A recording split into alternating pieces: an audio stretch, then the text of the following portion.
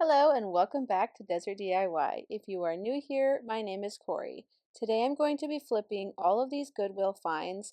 This ginger jar here was from a Goodwill store and the rest was from the Goodwill outlet bins.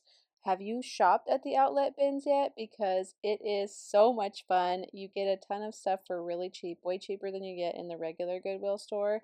And I'm going to flip all of these things into beautiful high-end home decor that is inspired by a lot of the really expensive stores you see, but may not be within your budget, but these will definitely be budget friendly.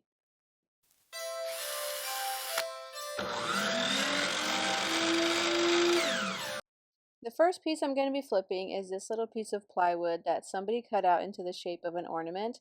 I thought it was great and perfect timing since it is Christmas time right now, but it could also be just a regular cutting board shape if you don't want it to be like an ornament for Christmas. The first thing that I need to do is sand it with just a regular piece of sandpaper, hand sanding it to make sure I'm getting off any little scuff marks, and I'm also going to make sure to sand all the edges to be nice and smooth so that whoever gets this piece won't get any splinters in their fingers. If you're new to my channel or if you haven't watched my videos in a little while, then you may not know that I actually opened up a booth at a boutique store called the Painted Tree Boutiques in Kingwood, Texas. So a lot of the pieces that I flip end up going into my boutique, or sometimes I decorate my house with them.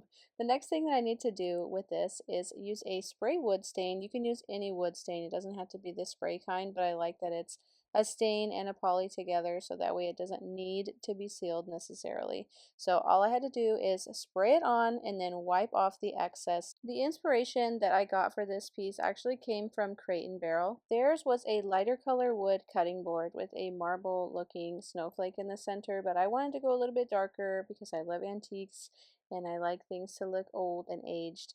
And so I went with a darker wood color for mine, and I'm also going to be doing a gold snowflake instead of a white or marble snowflake. This is actually going to be my first attempt at making my own stencils and doing gold leaf for the first time ever. So I picked out a bold and a little bit modern looking snowflake on Cricut Design Space, and I measured it out to be around 12 inches because that's about the diameter of that circle that we're working with on my faux cutting board ornament. And I'm going to have it cut out on some smart vinyl that is like a stencil vinyl. And you want to make sure that when you're going to go cut yours that it all fits on the size that you're using, and then you're going to search for the stencil as your material that you're cutting. That makes it much quicker and faster to find it that way. And then you're going to load your material by pressing this flashing button, and when it's done loading you can press the play button, which will make it then cut out your entire project for you. You can get up and walk away while it does all the work. Once it is finished, you will just click done on your computer screen and it will eject out your vinyl. Then you can take it and cut it out to size to the piece that you're going to be using. You can also cut it to size first before you put it in there, but I feel like it's easier to keep it on the roll. Weeding the vinyl is the most fun and the most satisfying part of doing Cricut projects to me, and I know there's a lot of people who agree with that. It's just so fun watching the image come to life and getting to peel it back. It's kind of relaxing, like the adult coloring books, but in a sticker kind of way. We're revealing something that we're going to eventually color in. I'm just peeling out all of the positive space of the image and leaving the negative space so that I can go back and create a gold leaf snowflake on this cutting board. In order to make sure that my stencil keeps its shape, I'm using transfer tape, and then I'm going to make sure that I push down really hard with my little tool there to make sure that the entire image transfers really well onto the transfer tape, and then I can place it onto my cutting board. This makes it so that I don't have any pieces that get messed up as I'm trying to align it onto my cutting board. Yeah, I am an eyeballer, guys. I am sorry if you are somebody who loves to measure everything perfectly. That's not me. But if it is you, I do applaud you for doing that because that takes a lot of patience, and that is something that I wish that I had the brain for. But for me, I just gotta eyeball it. I know a lot of you are eyeballers like me, but when you're taking off your transfer tape, you just need to make sure that your stencil is laying nice and flat, that there's no pieces coming up with your transfer tape. This stencil is actually very sticky, so for the most part, I didn't really have to do any kind of adjusting, but just a few little spots that needed to be laid down a little harder.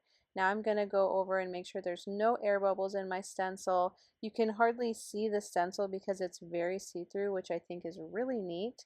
And I'm going to go over the spots that I'm going to gold leaf using Mod Podge. You can use any water-based adhesives, or I believe you can also use varnish to apply a gold leaf. Now this is my first time ever doing gold leaf anything, so I did not do all the neat tricks and things that some other people may already know. I was just trying it for my first time and learning as I went, which shows you that this is a beginner friendly project. And also it's a really high-end look that I get at the end compared to if I had just put gold vinyl on here or if I had done gold paint. I feel like the gold leaf really is what makes this more of a high-end decor piece. And the funny thing is, I think I only paid $3.99 for this huge pack of faux gold leaf at Hobby Lobby, so still super budget friendly even though it looks like it's very expensive. Carefully peel back your stencil and make sure that your piece is fairly dry before you peel it back. I did not do that, but you should definitely do that. That's something that I learned while doing this, so that way you don't disturb any of the pieces that you had already finished. I had to go back and fix a few little spots here because I did not wait for it to be completely dry. Something else that I did was add some more gold leaf to this end right here where the hanger would be for a real ornament. And once everything is done and dry, you can go over it with a clear coat. I'm using Dixie Belle's Gator Hide because it's a really strong clear coat and it doesn't have a really strong smell. The best way to apply it is with a sponge like this. You're going to dampen the sponge before you do it, and I have these linked in my Amazon store down below. Pieces like these make for really great countertop decor. They make for great backgrounds for your decor as well, and it can also lay flat on a table and you can set things on top of it. It looks good almost anywhere. It is a little bit taller of a piece, so you make sure that you decorate it in a place that has a nice tall area. I like to pair it with white pieces to give that white snowy Christmas effect. The next piece that I'm going to flip was this $9.99 Goodwill find that I got half off, so about $5. It is beautiful how it is, but it does not suit my style, so I'm going to prime it and then paint it pure white. I've seen pure white um, ginger jars like these in this shape online on Ballard Designs, which is my favorite home decor place to get inspiration from. I will probably never be able to afford to shop there, but I love their decor, and so I try and find inspiration from them and then recreate it on a super tight budget. I'm just using this filler primer, which helps to smooth out the surface since there's a bit of a texture to the surface on this. It's also going to help my next coat of white paint to adhere and make it to where I don't need to do as many coats either. If you are painting yours at home, you can do it in any color that you like and any sheen that you like with whatever paint that you like. I wanted it to be a shiny white. And while that's drying, let's start working on the next project.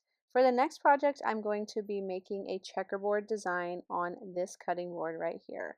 It was already in great shape, it just needed a little bit more character, and I've seen a lot of that checkerboard look from high-end decor stores like the Magnolia Home, like this one right here, and many other high-end decor stores. I've seen some people do tutorials of creating the checkerboard look on different things using tape and cutting the tape and drawing it out and doing all that work, and I just thought, oh, I'm definitely going to use my Cricut for that because there is no way, you know, I'm an eyeballer, so there is no way that I'm going to sit and measure and figure out exactly what size squares to make and recreate them and cut out the perfect squares. No way, Jose. So I knew right away this was a project that I needed to bust my Cricut out for, and I'm so glad I did because I got it done in minutes instead of hours, and it looks perfect, which is so great for me because had I done it any other way, it would not have turned out perfect. Here you can see that I am using the contour tool to adjust to make sure that my squares are the right size. I needed it to be a specific length for my cutting board, and you can do this for whatever size that you are doing for your project with the image that I'm going to have linked down below for you guys. I created all of these for you and uploaded them into folders on my Cricut account that I will link in the description box so you can go straight to finding these images and use them without having to do a whole lot of work or search or any of that. Then you will click make and load your material and you are ready to go. Once it is all finished cutting on the machine, which takes like maybe a minute, you get ready to weed it, and then you're going to do the same transfer tape trick that we do on everything that we do with Cricut. The same thing I did on my snowflake before, where you put the transfer tape over, and then you can use that to make sure your stencil stays in the perfect shape. And you're going to place that over top of your cutting board and make sure you're aligning your checkerboard along the edges of your checkerboard so that it doesn't look funny or misaligned or like you printed it wrong on there. And after that is done, you're going to make sure that you press down your stencil really well to make sure that no air bubbles are there, and go over it with a clear coat. The clear coat is really important because it's going to prevent any bleeding in your stencil. Now I'm going to use this Voodoo Gel Stain in a black magic color. I'm going to use my same exact sponge to apply it that I've been using to apply clear coat, and I'm going to just slowly wipe it on there all in the same direction, doing light coats. It only took me 2 coats to get the coverage that I wanted for this. Another really awesome thing about this flip is that you can do it in any color combo that you want. So you can sand down your cutting boards to get a lighter wood finish and then do whitewashed or bleached wood checkerboards on yours, or you can do a darker one like I'm doing now, or you can go all the way black, or you can do a paint color on yours. It is really up to you. Just make sure that you go over it at the end with another coat or two of clear coat. I'd say that these two Goodwill finds are looking mighty fine now. Look at how gorgeous they both turned out. You would never know what we started with. Or that we paid a tiny fraction of the cost that it would have cost us had we bought it from those big expensive stores. We're also saving the planet by reusing these things that people are throwing away. This is one of my favorite parts about the Goodwill bins, is that a lot of this stuff was going to the dump if I didn't pick it up. The next three projects I'm going to pair together. They are these faux silver plated trays. They are not real silver. Do not freak out because I am going to paint them, but they had rust on them and they were cheap. They could have been from the dollar store even. I'm not really sure, but I'm using that same primer that I used before in the video on the ginger jar, just to kind of level out the surface and make sure that I'm hiding all that rust underneath this nice primer. Also, I love that gray color that it is. I'm going to be doing some Christmas stuff on these three. I think they'd make for really great wall hangings, as well as just like leaning up against your backsplash in your kitchen sort of decor. But I'm doing 3 different Christmas designs. Again, I will have all these designs linked down below in my description box so that you guys can use them as well.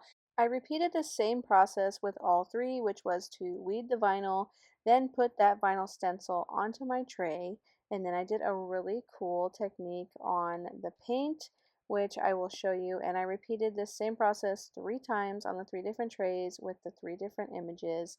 I think they all go really well together, and I will have all of these in my shop, although I think I might give one of them to my neighbor. She's actually the woman who inspired me to paint on silver trays, and I've been wanting to try it ever since she had brought that up. She was saying that she really wanted to do that but was kind of afraid to paint over silver stuff, because the silver plated stuff can be pretty valuable. The paint that I'm using right here is a Fusion mineral paint. I'll have that link down below too if you guys are interested in trying out Fusion mineral paint.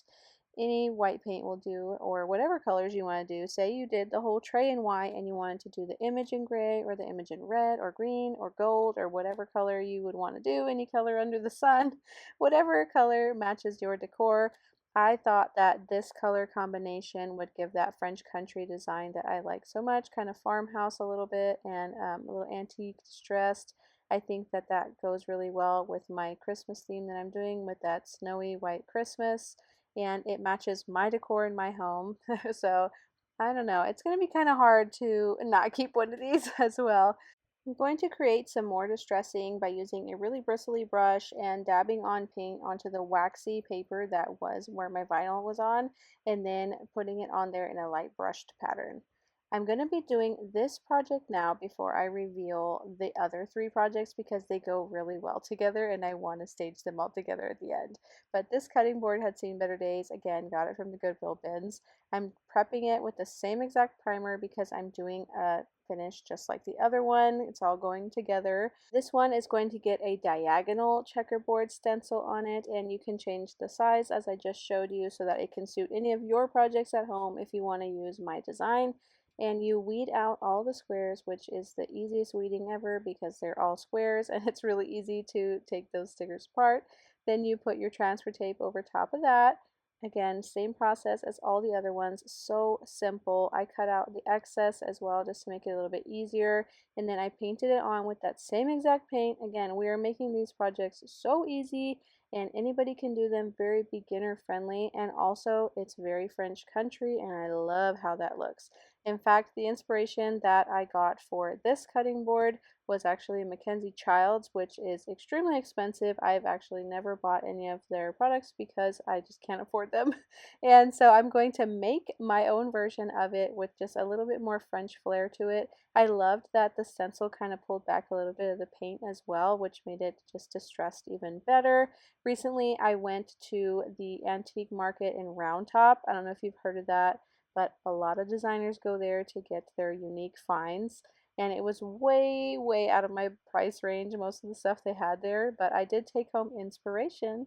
And the inspiration here is this beautiful French style that I'm trying to incorporate with all of my projects around my house and just here on YouTube. I feel like it's very in style right now as well.